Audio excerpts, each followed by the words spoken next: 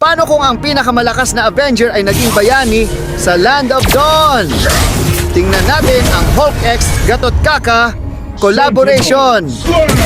Imagine kung si Gatot Kaka ay magkaroon ng Hulk-inspired skin sa Mobile Legends. Sa tuwing magra-rage siya, unti-unting magiging berde ang kanyang katawan habang lumalakas ang kanyang mga suntok. Ang kanyang ultimate ay magiging isang napakalaking Hulk Smash na kayang yumanig sa buong battlefield. Kapag ginamit niya ang skill niya, makikita ang berdeng energy waves at naglalakyang bakas ng paa sa lupa.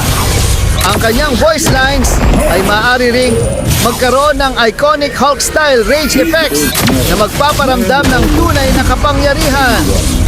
Sa kombinasyon ng tibay ni Gatot Kaca at brutal na lakas ni Hulk, siguradong may isa ito sa pinaka-epic na collaboration skins sa Mobile Legends.